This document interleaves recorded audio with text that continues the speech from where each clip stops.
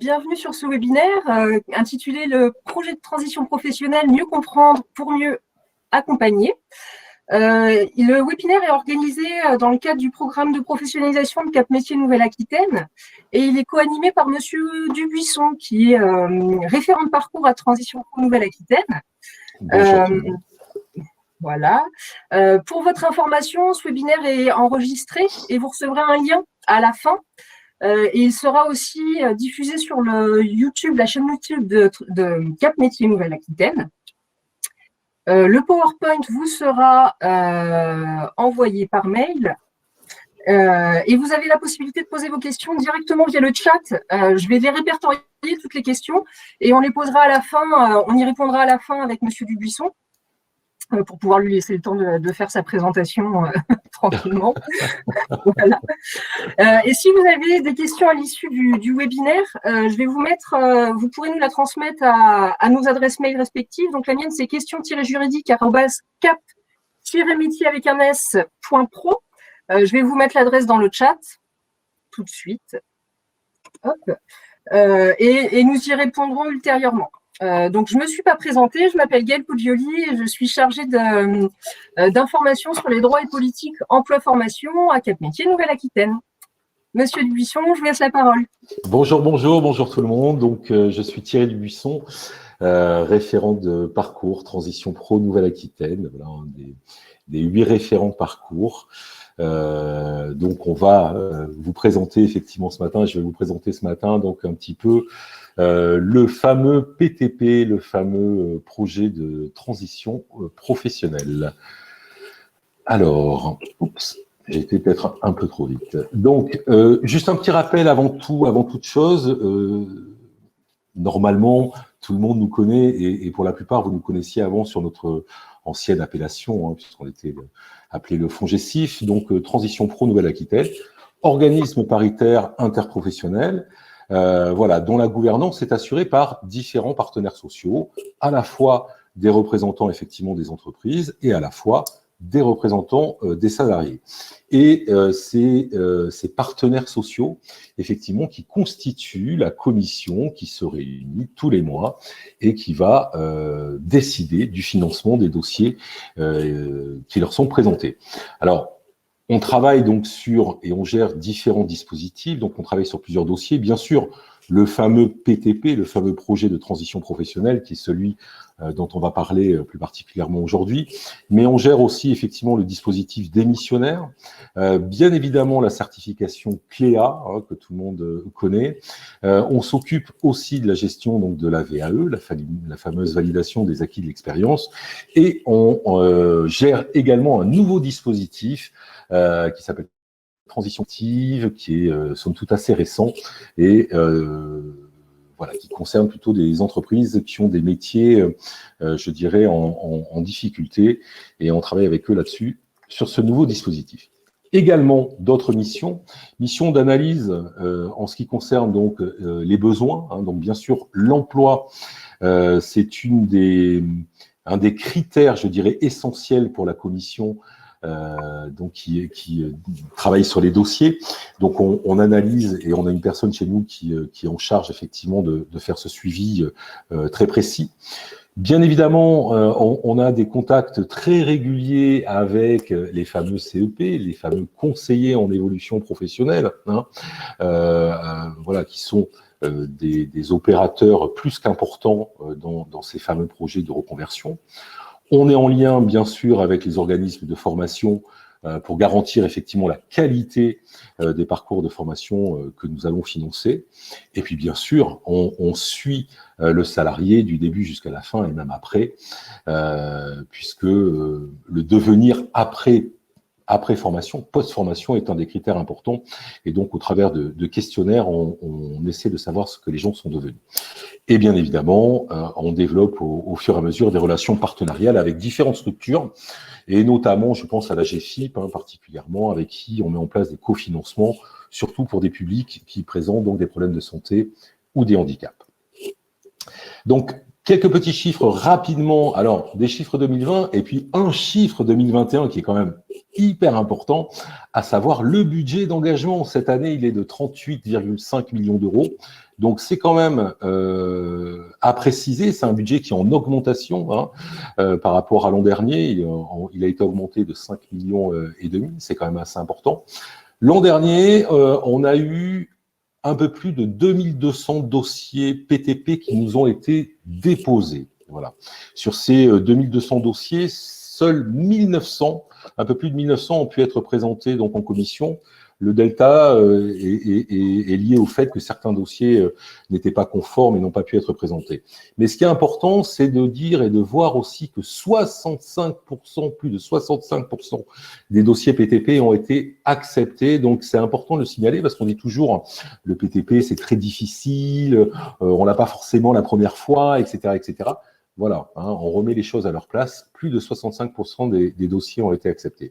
Et puis, l'autre dispositif important en termes de volume de dossiers, c'est bien sûr le dispositif démissionnaire, sur lequel on nous a déposé pas tout à fait 1200 dossiers. Et là, par contre, le taux d'acceptation donc est très, très important puisqu'il est à plus de 91%. Voilà.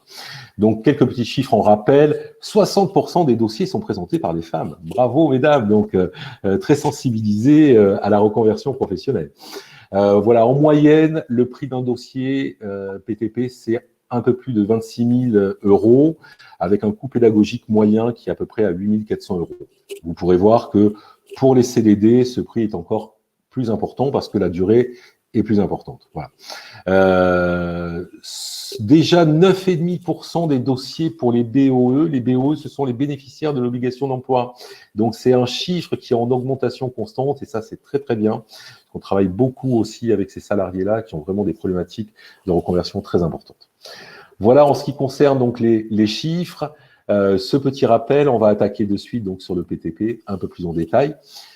Le projet transition professionnelle, donc quel est notre rôle? En fait, notre rôle va être d'examiner l'intégralité des domaines sur 3 critères principaux.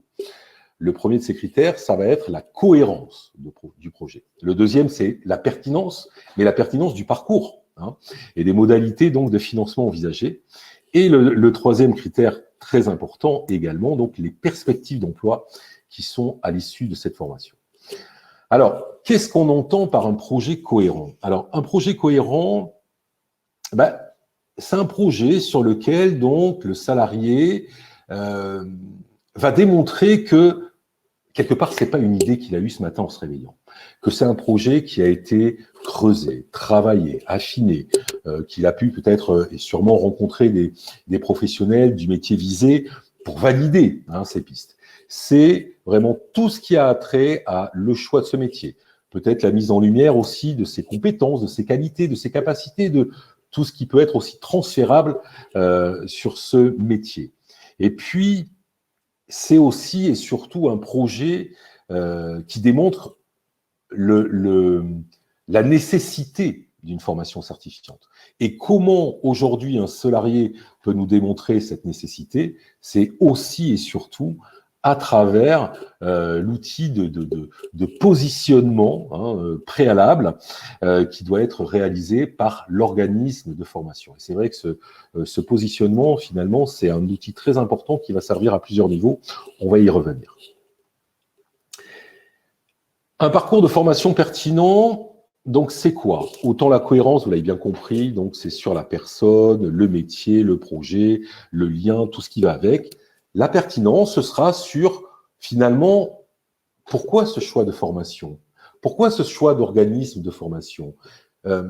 Est-ce que le parcours a été individualisé? C'est aussi à ça que va servir ce bilan de positionnement obligatoire. C'est de démontrer que, au travers de tout ce travail qui a été fait par le salarié, mais aussi et surtout par l'organisme de formation, cette synergie commune qui a été mise en place, ben voilà, ça a débouché sur un parcours individualisé, un parcours personnalisé. Voilà. Donc le coût pédagogique, hein, bien évidemment, c'est aussi un des éléments qui peuvent constituer, je dirais, la pertinence du projet. Et c'est vrai que c'est un élément sur lequel nous, référents parcours, on est très sensibilisés. Et ce coût doit être bien sûr en adéquation avec le besoin de formation. Et dans ce cas-là, si on s'interroge, si on se pose des questions, bien évidemment, on s'adresse à l'organisme de formation et puis on échange avec eux sur le montage du dossier et le coût finalement pédagogique de cette formation. Voilà. C'est dans ce côté projet de financement pertinent que également le salarié peut et doit, si c'est le cas, évoquer le cofinancement qu'il peut avoir mis en place justement pour personnaliser et individualiser son parcours. Le troisième grand point, vous l'avez bien compris, ce sont les perspectives d'emploi. Alors, on voit apparaître sur certains dossiers, effectivement, encore des phrases du style « c'est un secteur qui recrute ». Voilà. Les membres de la commission ne pourront pas s'arrêter à de simples phrases de ce type. Il va falloir aller plus loin. Il va falloir peut-être donner des chiffres, des données socio-économiques, se rapprocher d'études statistiques ou de travail qui peuvent être faits au travers des observatoires, au travers des OPCO, au travers des outils comme le BMO, le besoin en main-d'œuvre de Pôle emploi, ou bien, par exemple, l'IMT, l'information sur le marché du travail, qui là aussi sont réalisés par Pôle emploi, qui vont permettre de donner des chiffres et de prouver de cette manière-là à la commission que, effectivement, après cette formation, il y a des perspectives d'emploi et qu'elles ont été bien identifiées. Voilà un petit peu, relativement rapidement, mais en tout cas, ce que l'on attendrait de la part d'un salarié sur ces trois volets, que sont la cohérence, la pertinence et les perspectives d'emploi. Je vous ai parlé tout à l'heure du positionnement. Donc, le positionnement, c'est aussi quelque chose de très, très important. C'est surtout que c'est une obligation réglementaire. Donc, il y a un article de loi qui apparaît sur le PowerPoint et qui évoque bien ce positionnement préalable au suivi de l'action de formation, donc qui est une action obligatoire et gratuite pour le salarié. C'est aussi un des critères donc Calliope. Et au travers de ce positionnement, qu'est-ce qui est attendu? Alors, voilà, il y a des critères qui sont évoqués par rapport à ce référencement Calliope, mais on attend de l'organisme de formation qu'il puisse démontrer que la formation a été conçue pour répondre aux besoins spécifiques de chaque stagiaire. C'est très important, c'est pour ça qu'on parle de personnalisation, que l'on parle d'individualisation, et que vraiment cet outil, ce bilan de positionnement est un outil qui est vraiment très très important là-dessus et très important vis-à-vis des membres de la commission qui devront prendre une décision au bout du compte. Et donc voilà, l'OPAC, après ce positionnement, donc, est en capacité de proposer un parcours de formation, donc, je le répète, individualisé dans son contenu et personnalisé dans ses modalités pédagogiques. Voilà l'intérêt, effectivement, que l'on attend de ce bilan de positionnement. Alors également, ce qui est important de savoir sur ce PTP, ce projet de transition professionnelle, c'est qu'il y a des priorités, et ces priorités, effectivement, peuvent servir aussi, des fois, à orienter le choix de la commission sur un dossier plutôt qu'un autre. Quelles sont ces priorités? Alors, il y a différents types de priorités. Il va y avoir des priorités par rapport au public. Je répète et je rappelle, transition pro à la base, FONGECIF, donc association créée en 1983, ça remonte, qui était créée pour aider les salariés du secteur privé et aider les salariés qui en avaient le plus besoin. Quels sont les salariés qui en ont le plus besoin? C'est peut-être un salarié qui a peu ou pas de diplôme. C'est peut-être un salarié qui a une reconnaissance d'inaptitude en cours ou avérée et qui a un risque de licenciement de ce fait. C'est peut-être un salarié qui travaille dans une structure où finalement ils sont peu nombreux et où il y a peut-être moins de moyens financiers. Il y a aussi des priorités par rapport aux actions de formation. C'est vrai que dans nos règles, on a des règles de durée. Et alors, on va prioriser voilà, les projets qui peuvent avoir une durée maximale d'un an calendaire ou de 1200 heures si c'est des formations en discontinu. Bien sûr qu'on va prioriser des formations qui sont inscrites au RNCP, au Registre national des certifications professionnelles. On peut avoir des priorités aussi par rapport à des montages de l'ingénierie de financement de formation, en mélangeant effectivement différents dispositifs. Il y a une expérimentation qui est en cours à l'heure actuelle sur l'association entre le dispositif VAE, par exemple, et le dispositif PTP. Mais ces associations peuvent être diverses et variées. Ça peut être aussi sur à la fois des formations en présentiel mélangées avec de la FOAD ou de la FEST. Voilà, ça peut être effectivement des priorités ou des points positifs vis-à-vis de la commission. Ça peut être également, ce que je disais tout à l'heure, des projets qui peuvent intégrer un parcours de cofinancement, que ce soit par l'OPCO, bien sûr, que ce soit par la GFIP, par la région ou par le FSE. Tout ça, ça peut faire partie, effectivement, ça fait partie des priorités par rapport aux actions de formation. Et puis, il y a des priorités également par rapport au contrat de travail. Les salariés qui peuvent en avoir le plus besoin, c'est peut-être les salariés qui sont les plus précaires, peut-être les CDD, ou peut-être les salariés intérimaires, ou les salariés intermittents du spectacle, ou bien les salariés qui sont en CDI, mais qui sont sur 10, 15 heures, 20 heures par semaine. Alors, tout ça, ce sont des priorités. Je le répète, ce ne sont pas des conditions sine qua non. Le PTP n'est pas ouvert qu'à des salariés de petit niveau dans des petites entreprises avec des problématiques de santé. Non, le PTP est ouvert à tous.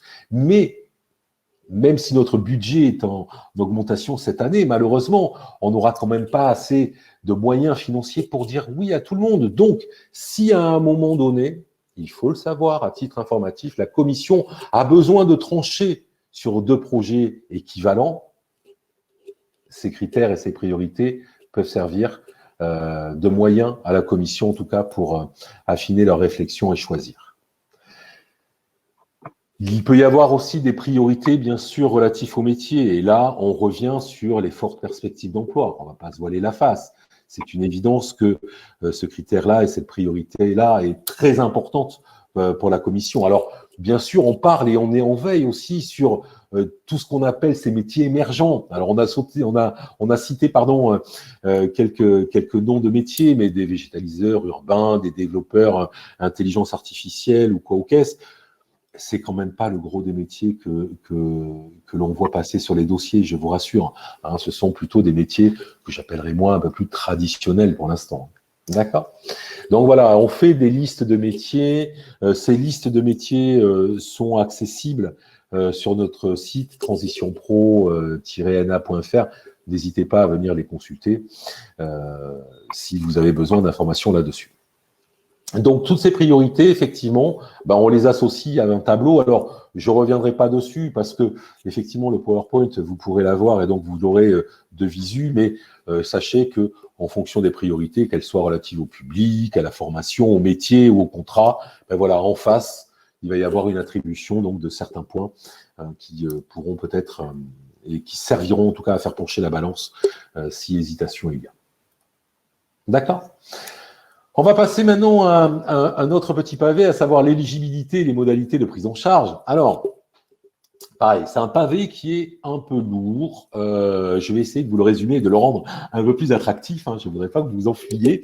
Je ne vais pas le détailler parce qu'encore une fois, ça rime à rien de vous redire tout ce que vous aurez par écrit, mais juste en tout cas sur les CDI et les CDD, puisque ce sont quand même en volume les dossiers les plus nombreux. voilà, pour un salarié en CDI, pour pouvoir déposer un dossier chez nous, il faut qu'il ait au moins 2 ans d'activité salariée dans sa vie et qu'il soit en CDI depuis au moins 1 an dans son entreprise actuelle. Un CDD, il faut qu'il ait eu, pareil, au moins 2 ans d'activité salariée dans les 5 dernières années et il faut qu'il ait un CDD de 4 mois sur les 12 derniers mois. Et c'est pendant son CDD qu'il doit nous envoyer son dossier. Et oui, on travaille qu'avec les salariés. Donc, la personne en CDD, il est salarié pendant son contrat. Sinon, après, il peut devenir demandeur d'emploi. Donc, c'est pendant son contrat qu'il nous envoie sa demande. D'accord ? C'est vraiment juste les conditions d'éligibilité, je dirais, les plus importantes pour les CDI et les CDD. Je vous laisserai découvrir les intérimaires et les intermittents du spectacle qui, eux aussi, ont des conditions qui leur sont propres. Au niveau de la rémunération, question importante qui nous est posée et que les salariés que vous devez rencontrer doivent vous poser aussi. Là aussi, il va y avoir une différence qui peut se faire en fonction de la rémunération du salarié. En gros, si la rémunération du salarié est inférieure à 2 fois le SMIC, si le dossier est accepté, la rémunération est prise en charge à 100%. La rémunération ainsi que le coût pédagogique. Si le salarié a un salaire qui est supérieur à 2 fois le SMIC, alors ça peut être 2 fois le SMIC, mais également 3 fois le SMIC, là il y aura un reste à charge au niveau de la rémunération et un reste à charge au niveau de la prise en charge du coût pédagogique. D'accord ? Je répète aussi et je rappelle aussi que dans le cadre du PTP, le CPF, le compte personnel de formation des salariés, est pris. Il est automatiquement mobilisé. D'accord ? Également, au travers de ces règles de prise en charge, on peut avoir une aide à la mobilité. Il suffit que le salarié coche la case correspondante sur son dossier. Et là, donc, c'est un forfait qui est appliqué en fonction de la distance qu'il y a entre les trajets domicile-travail et le trajet domicile-organisme de formation. D'accord ? Alors, les parties qui sont, là aussi un peu plus embêtantes. Les modalités de prise en charge, alors le temps plein, le temps partiel, les formations en continu, en discontinu. Voilà, les salariés ne sont pas forcément au courant des subtilités qu'il peut y avoir et surtout des incidences qu'il peut y avoir. Alors là aussi, vous allez avoir 1 ou 2 slides sur lesquels vous allez avoir des exemples très précis. Donc, j'y reviendrai pas, mais là où je veux attirer votre attention, c'est peut-être aussi d'informer le salarié ou du moins de le mettre en vigilance, surtout si ce salarié a une durée de temps de travail qui est inférieure à 35 heures et si sa formation, pareil, a une durée inférieure à 35 heures par semaine, parce que, voilà, il peut y avoir des subtilités qui font que on va prendre soit la formation sur du temps complet ou pas. Donc, je ne rentrerai pas dans les détails là-dessus, mais juste pour que vous ayez un petit warning comme ça en disant aux salariés, attention, voilà. Quitte à lui dire, n'hésitez pas à revenir vers Transition Pro pour être sûr exactement de ce qui peut être pris en charge ou pas. Juste au moins les mettre sur un warning là-dessus.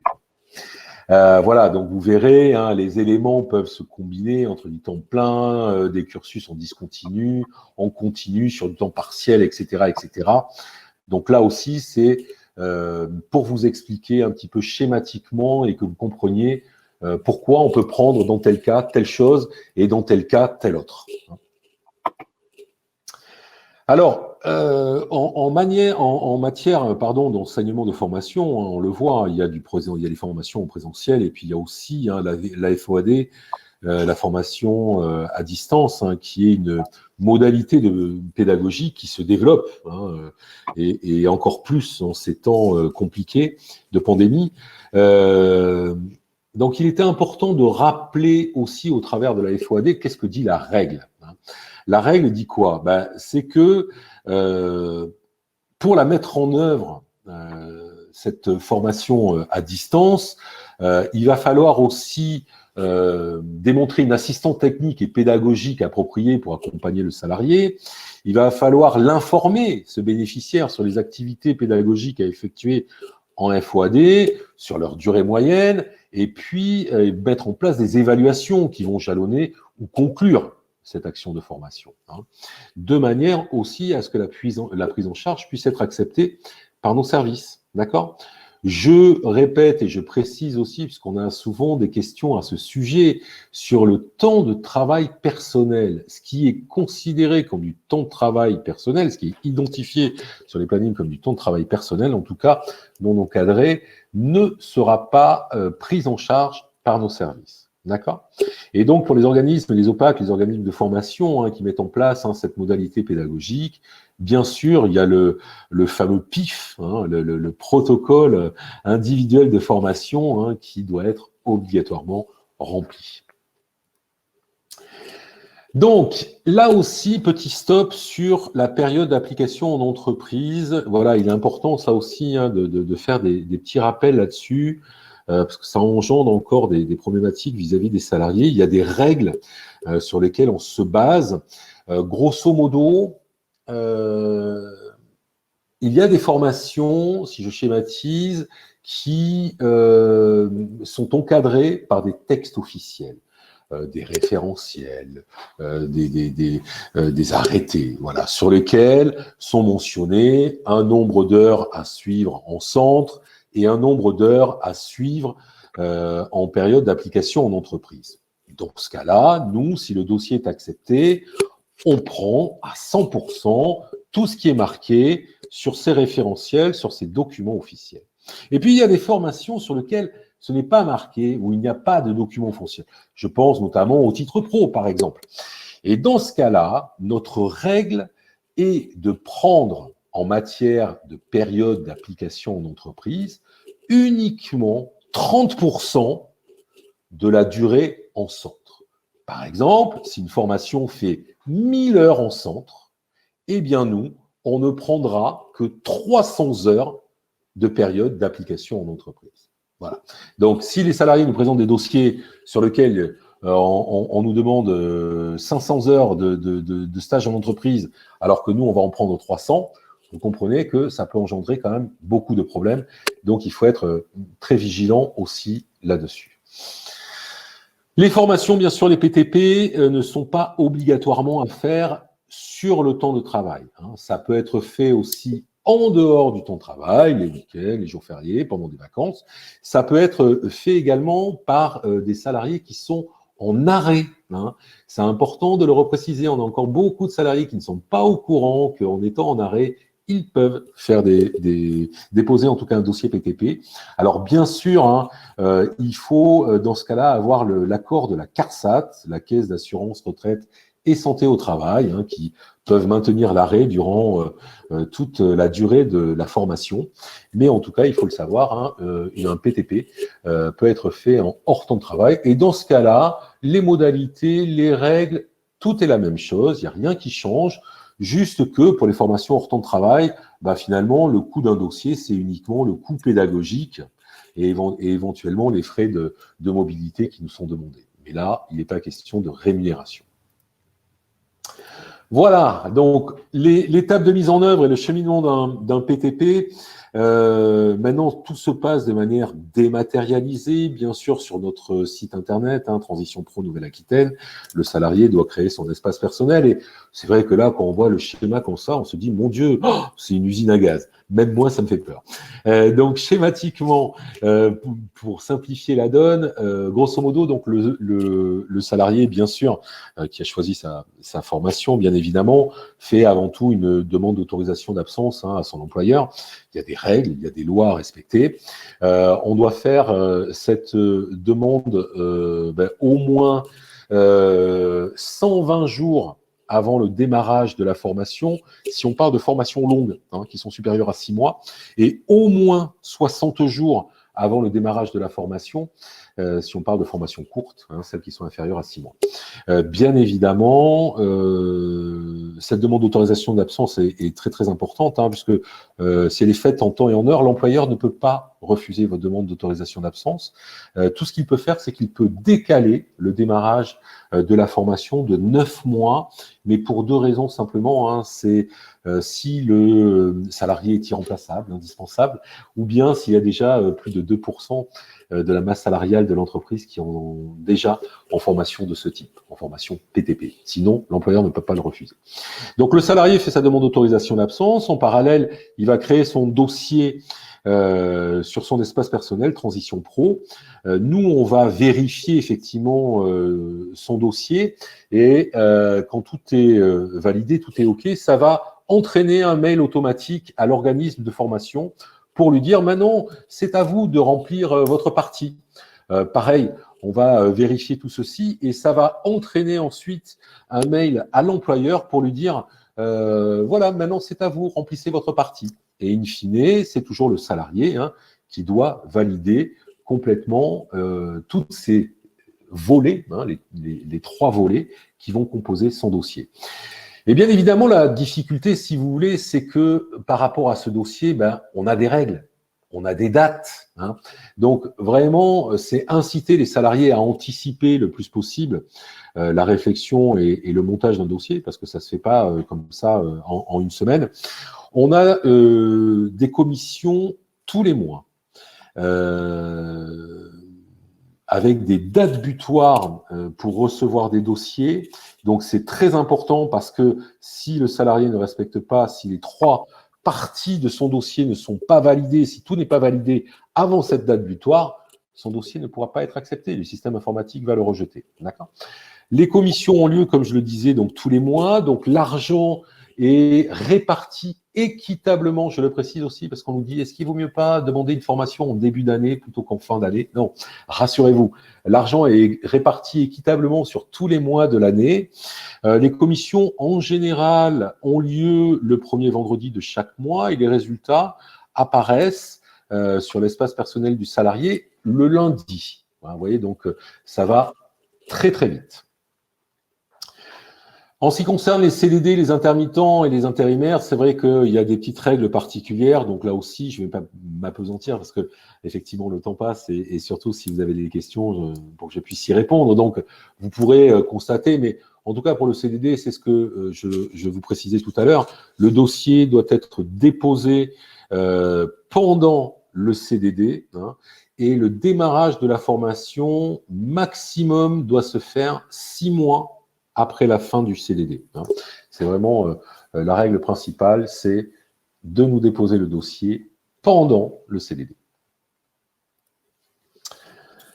Donc voilà un petit peu la petite présentation que je souhaitais vous faire effectivement et que l'on souhaitait vous faire sur ce projet de transition professionnelle.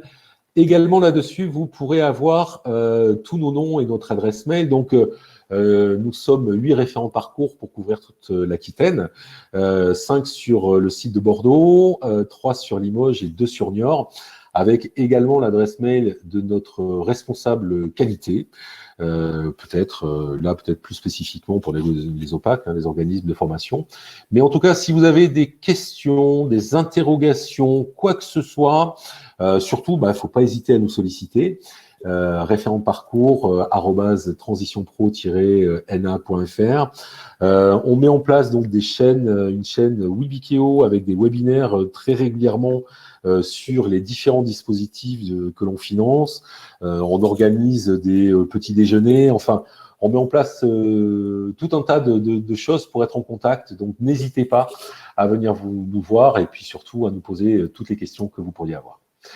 Voilà ce qu'il en était. Je vous remercie de votre attention. J'espère Gaëlle, ne pas avoir trop débordé, pardon. C'est parfait. Et merci encore à tout le monde de votre écoute. C'est parfait. Merci beaucoup pour cette présentation très complète. Du coup, je vais revenir sur les questions qui ont été posées sur le chat. N'hésitez pas à continuer à en écrire. Donc, la première question, c'était est-ce que les formations éligibles au PTP sont seulement les formations inscrites au RNCP ou est-ce que celles inscrites au répertoire spécifique le sont aussi? Tout à fait. C'est une très bonne question, effectivement, hein. Donc, c'est RNCP ou RS, hein, bien sûr. D'accord. Et dans la même mesure, est-ce que il est possible de financer des formations universitaires de bac+3 à bac+5? Et comment réaliser le positionnement? Parce que les personnes sont souvent mixées avec les étudiants dans le cadre de ces formations-là. Oui, et c'est vrai que c'est pas simple. Ça peut des fois être compliqué aussi avec l'université, hein, pour la mise en place de ces bilans de positionnement. Mais normalement, l'université, comme tout organisme de formation, est censé effectivement remplir ce bilan de positionnement avec le salarié. Oui, il y a des formations continues qui sont mises en place et ouvertes aussi aux Tout à salariés. fait, tout à fait. Mais Euh, là, on est ouvert, nous, hein, le choix de l'organisme de formation est vraiment lié au libre choix du salarié, hein. Là-dessus, c'est toujours le salarié qui choisira sa formation et son organisme de formation, mais au travers de l'onglet pertinence, il faudra nous expliquer pourquoi. D'accord.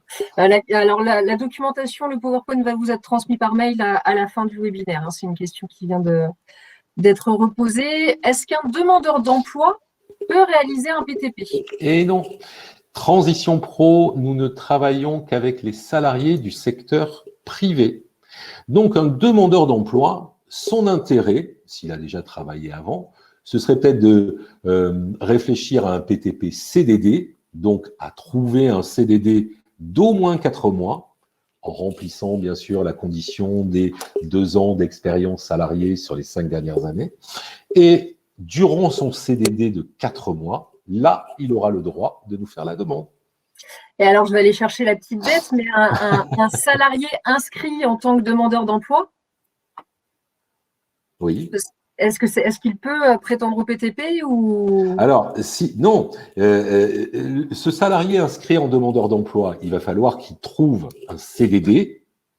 Il pourra peut-être rester, comme c'est un contrat précaire, le CDD, voilà, il va rester inscrit demandeur d'emploi, mais en cochant tous les mois qu'il travaille, etc., etc.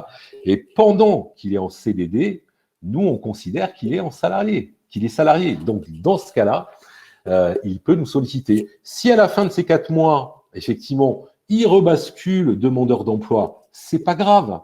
Il a déposé un dossier pendant qu'il était salarié en CDD. Donc après, si son dossier est accepté, il démarrera sa formation à la date qu'il avait prévue, même s'il est redevenu demandeur d'emploi. D'accord. Je vais rester sur cette question-là parce que c'est un peu la suite. Est-ce que le PTP est ouvert au CDDI? Oui. Oui. Oui, oui. Ok. Y a-t-il un équivalent du PTP pour les indépendants, par exemple les agriculteurs? Pas à ma connaissance. D'accord. Non. Ok.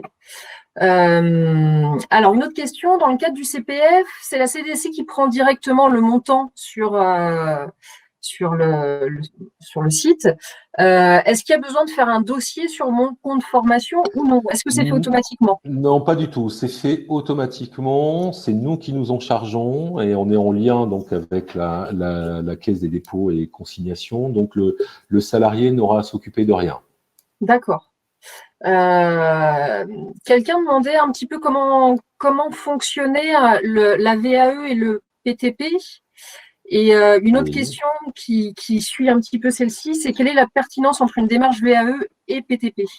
Bah, par exemple, la VAE peut être un moyen d'acquérir un certain niveau qui pourrait faire partie d'un prérequis obligatoire pour rentrer dans une formation.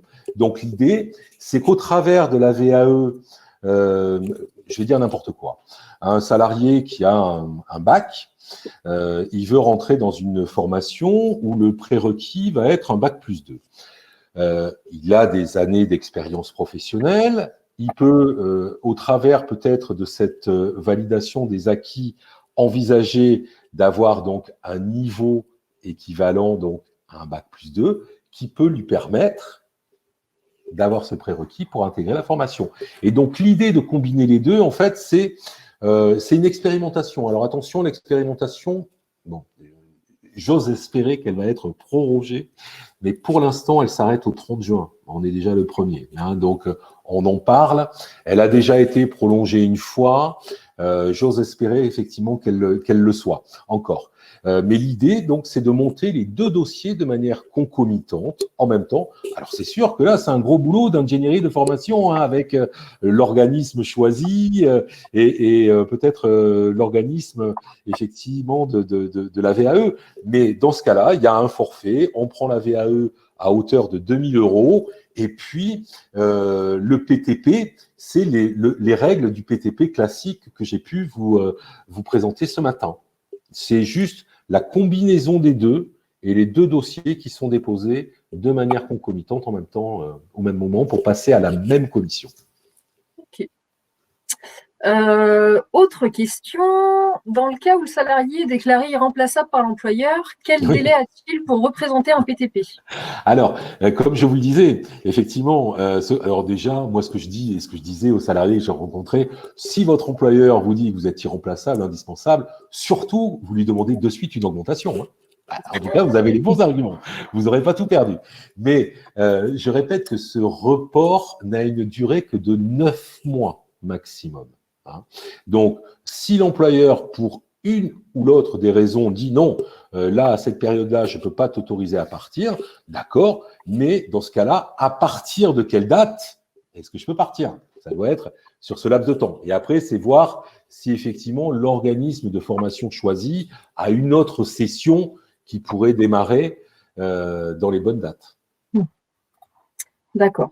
Mais ça, il ne peut pas vous le faire 36 fois. Hein. S'il vous le fait voilà, hein, une fois, après, il ne peut pas à chaque fois non plus mettre ça en avant. Hein. Ok. Un agent de la fonction publique qui a pris une mise à disposition et qui est en CDD, est-ce qu'il peut faire une demande de PTP?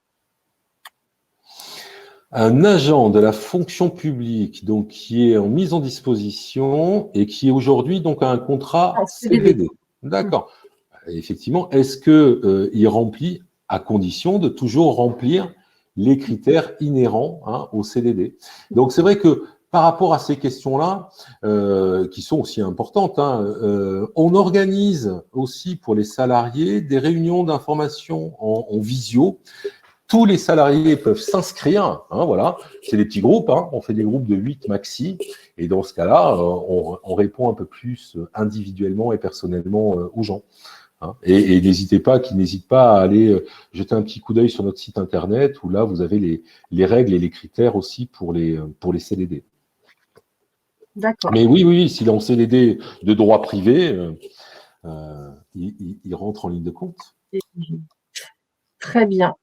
Pour la VAE, est-ce que pour la VAE, tous les frais sont pris en charge? Accompagnement, jury et déplacement éventuel? Oui, c'est un forfait, hein, 2 000 euros. D'accord. Alors, quelqu'un qui demande une précision.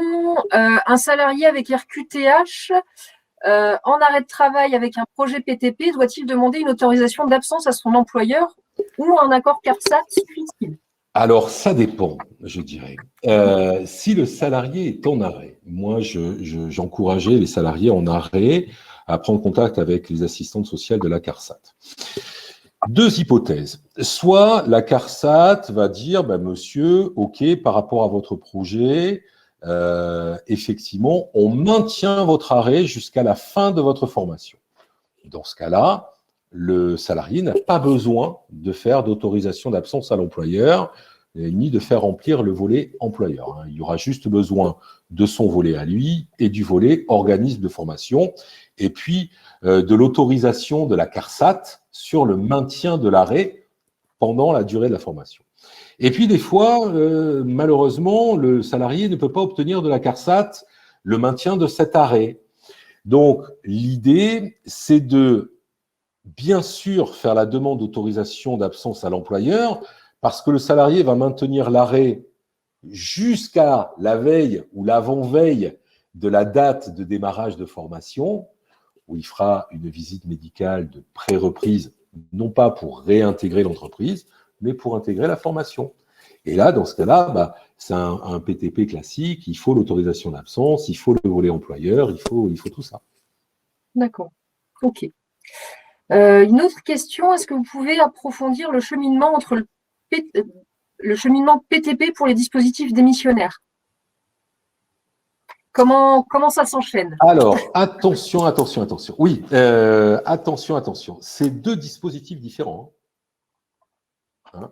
C'est-à-dire que le dispositif démissionnaire, attention, il faut également respecter tout un tas de critères pour y avoir droit. Hein. Il faut avoir travaillé 5 ans sans interruption. Faut avoir un projet de formation ou un projet de création d'entreprise. Voilà, il y a des règles quand même qui sont très strictes. Hein. Et nous, vis-à-vis d'un dossier démissionnaire, Transition Pro n'émet qu'un avis sur le caractère réel et sérieux du projet. En aucun cas, on ne prendra en charge le financement de formation, si c'est un dossier démissionnaire accès formation. En aucun cas, on prend en charge quelque rémunération que ce soit. Nous, on émet cet avis, voilà. Si cet avis est favorable, ben, le salarié après démissionne et après, ben, il se rapproche de Pôle emploi pour la formation, pour la création d'entreprise, pour ceci ou cela. Hein. Donc, c'est vraiment autant sur le PTP, on va prendre en charge la rémunération, le prix de la formation, etc. Autant sur le dispositif démissionnaire, on ne prend rien en charge au niveau financier. Hein. Okay. J'ai mis la fiche technique de dispositif démissionnaire. Oui, et puis, voilà, pour ceux qui seraient intéressés, moi, je leur conseille toujours d'aller sur le site démission-reconversion.gouv.fr, hein, sur lequel il y a le petit, voilà, le petit tableau hein, qui permet de savoir si on rentre dans les clous. Hein. Donc, c'est important. Okay. On ne démissionne pas n'importe comment. Avant de mettre en place le dispositif démissionnaire, il faut obligatoirement rencontrer un CEP, un conseiller en évolution professionnelle. Hein. Alors que pour un dossier PTP, on a des salariés qui se font aider par un CEP. Et nous, on conseille toujours hein, d'aller voir un CEP parce qu'à deux, on est toujours plus fort que tout seul. Mais on a des salariés qui nous déposent des dossiers qu'ils ont fait tout seuls, hein, sans CEP. C'est pas obligatoire. Pour un démissionnaire, ça par contre, c'est obligatoire et en amont, hein, avant de mettre en place quelque chose que ce soit. Donc voilà, c'est très différent quand même, les deux dispositifs. Ok, parfait. Petit retour sur la VAE et sur mon compte formation, où une personne dit que dans le cadre de la VAE, dossier CPF, mon compte formation et demande PTP, est-ce qu'il faut envoyer les deux dossiers à Transition Pro ? Est-ce qu'il faut envoyer un dossier pour la demande de financement VAE et le projet de transition professionnelle? Ah oui, tout à fait. Bien sûr, c'est ce que je disais. Hein. Ce sont deux dossiers à monter de manière concomitante en même temps pour qu'ils passent tous les deux à la même commission. Ouais. D'accord. Ok. Bien sûr. Okay. Et d'ailleurs, moi, je conseille toujours les salariés qui utilisent hein, cette expérimentation sur leur dossier PTP, hein, quand ils l'expliquent, dans la partie pertinence qu'ils ont à remplir, bah, là, on le met noir sur blanc. Quoi. Voilà. On parle de la VAE, on parle de cette personnalisation de parcours. Quoi. Et là c'est un très, très bon point. Quoi.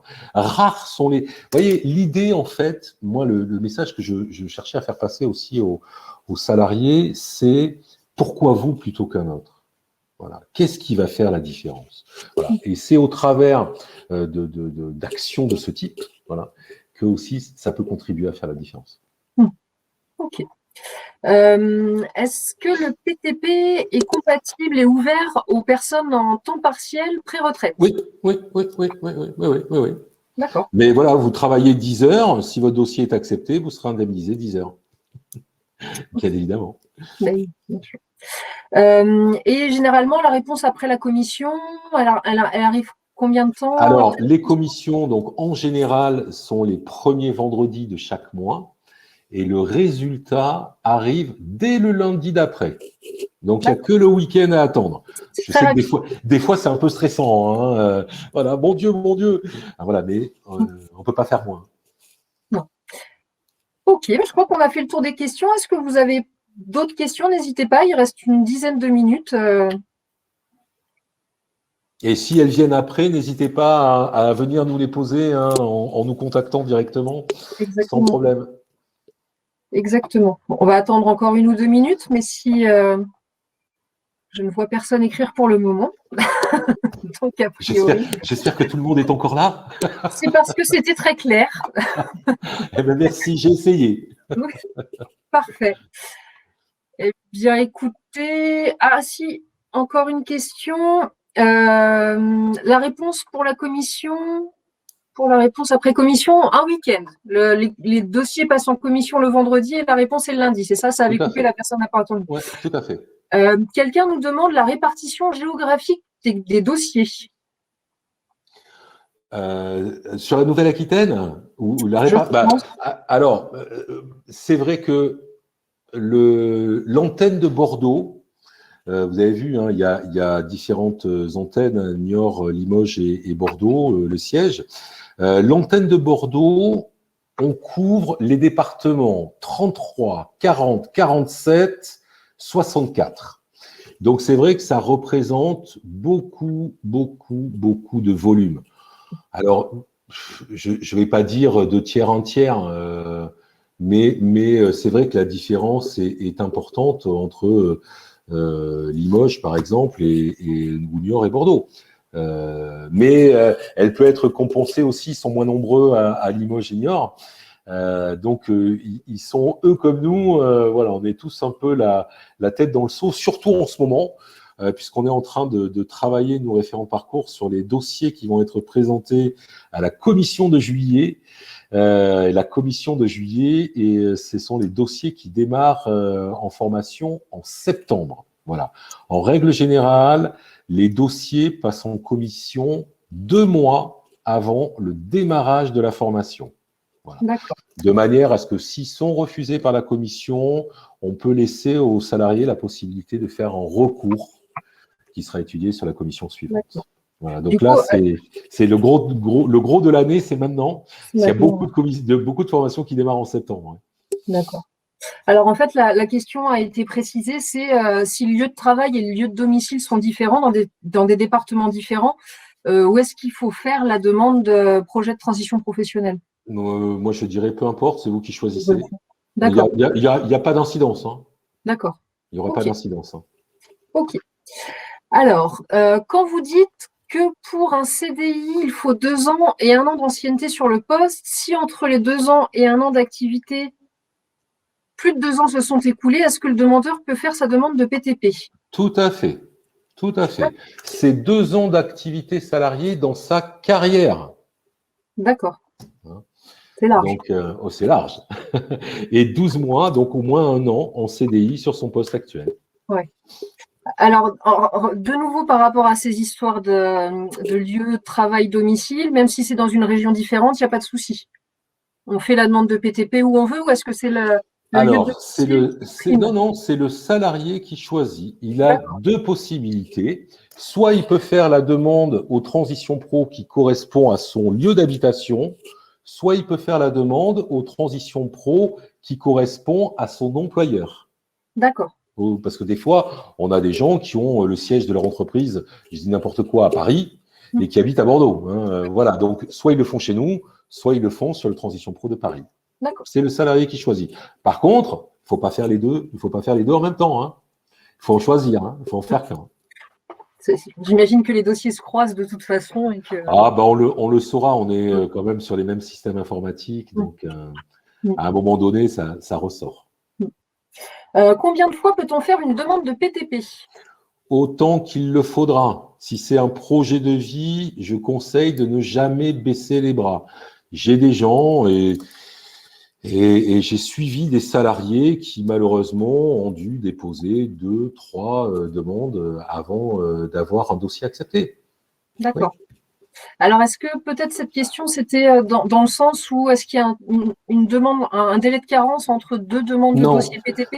Non, pas du tout. Tant que le dossier n'a pas été accepté, le salarié peut nous refaire autant de demandes qu'il le souhaite.